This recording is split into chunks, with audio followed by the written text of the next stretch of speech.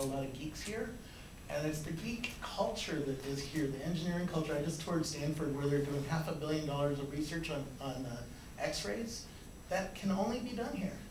And because those people are here, it keeps drawing people here because we want to hang out with people like that, smart people who are pushing the world, who are discovering new things.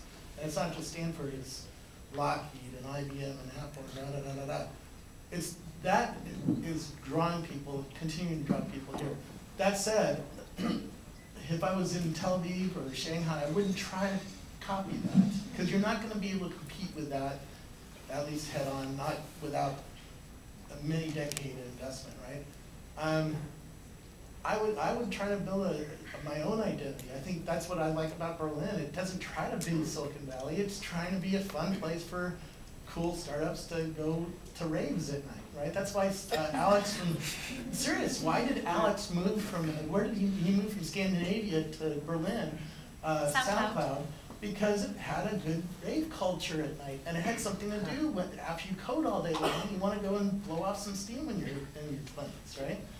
That's what I would be trying to do, is build my own culture, find my own way of branding my little region, and joining together geeks and keeping them from leaving. A lot of places have a lot of advantages, like Carnegie Mellon, but Carnegie Mellon doesn't lock their geeks into the local culture. They all come here to start companies. If they could figure out how to get the geeks to stay in the local culture, and Tel Aviv does this really well, and China does this really well, because it's hard to leave China when you're in China, right? And it's hard to leave Israel because of cultural reasons. Because of family and of the Jewish religion. It's really hard to leave when you're in that culture. And that's one reason why Tel Aviv is such a powerful place to hang out. It's very interesting insight from a raver from Silicon Valley. Who else has visited the Berlin startup scene? Anyone been to Berlin? Who else has raved in Berlin? A lot more. All right, well, let's give our panelists a big round of applause.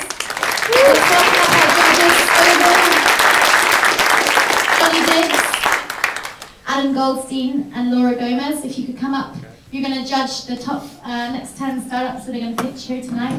And we had over 200 startups apply to pitch, and we tried to pick 10 that can make a shitload of money and also be good for the world. So double whammy. We hope you enjoy them. Just take a seat and get mic'd up. All right, so judges, Adam Goldstein, the founder and CEO of Hitmonk. Put your hand up if you used Hitmonk. Yeah, good shout. One of my favorite travel apps. In fact, you don't know this, Adam, but when we got to Sao Paulo, they wouldn't let me get on my flight to Cape Town because I didn't have a yellow fever certificate. So I had to fake a pregnancy to get into Tanzania. But I had to go via Amsterdam and London and Dubai back to Tanzania. And it was Hitmonk that I found the flights through. And if you do travel and you haven't used Hitmonk yet, it's a really good app. So a big round of applause for Adam from Hitmonk. We have Laura Gomez, who is the Community Relations for New Me Accelerator. Big round of applause. We have Johnny Diggs, who is the head of the developer program at Tropo. And he's also a professional dueling piano player. So sometimes he does tech events and plays piano, which is really cool. You catch that. And Robert Scoble. And if we have our first startup ready to pitch, where are you? Atuma, you ready? And just whilst you get ready with Eric, Matt, you're going to tell us about the awesome things Microsoft has for people tonight. Yes, the sponsor pitch. You thought you guys were going to get out of it, didn't you? But thanks everyone for coming here. I'm Matt Harrington at Microsoft. I work in this office. How many people have been to any Microsoft office before? All right, a decent amount of you guys. How many people knew that this office was here? Fewer, okay. So just really quickly, how many of you guys are developers? Okay, decent amount there. So I'm a developer evangelist with Microsoft. I'm here in San Francisco in Silicon Valley. My job is to help iOS and Android developers come to Windows 8 and Windows Phone. So if you're building apps on other platforms and you want to branch out and make some more money, I'm here to teach you how to do that and tell you why. So why you might want to do that is that we have, is there Windows Phone there? Windows 8 rocks. What's that? Windows 8 rocks. Okay, here's some fans right here. So we have 60 million. We have 60 million copies of Windows 8 out there already, and we have 100 million app downloads in the first 3 months of Windows 8 since it was launched in October. So the idea is that there's a lot of people out there with Windows 8 devices. They're downloading a lot of apps, 100 million apps downloaded in the first 3 months versus 35 million apps downloaded in the first 3 months after the iPad launched. The idea is that there's a lot of consumers and not a lot of apps, frankly. So I don't think we've released a number of apps, but it's not like on iOS with 700,000 plus or whatever. So you can get noticed. You can write an app that's rather simple and won't get noticed on iOS, and it'll get noticed on our platform. So for example, a friend of mine wrote an app that plays card games. It's really simple. If he launched it on iOS, it wouldn't get launched or wouldn't get noticed, but he's making $1,500 a day on our platform. So our friends at Rackspace are giving free hosting to the people who win, right? But we're giving free hosting to everyone here. So bizspark.com will give you free hosting. So if you don't win, come talk to me.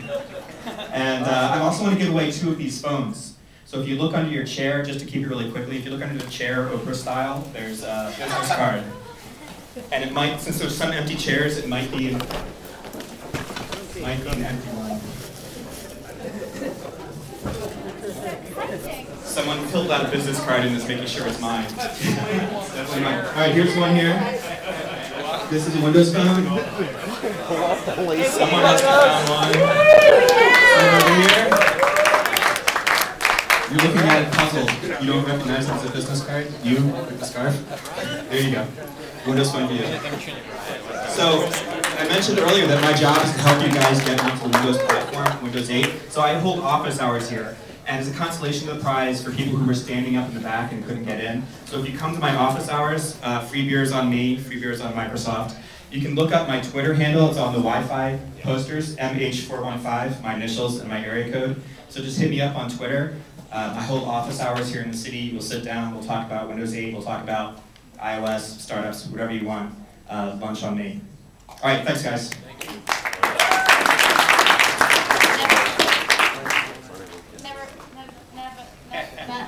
Never refuse a free lunch. Kelly, can you just come here a minute? Because we're totally bootstrapping this. In fact, these bottles of champagne were probably the cheapest champagne I could find. But the reason why I bring that up is because Kelly, our lovely friend here, is an amazing photographer, and she's helping us out tonight for a cheap bottle of champagne to take pictures.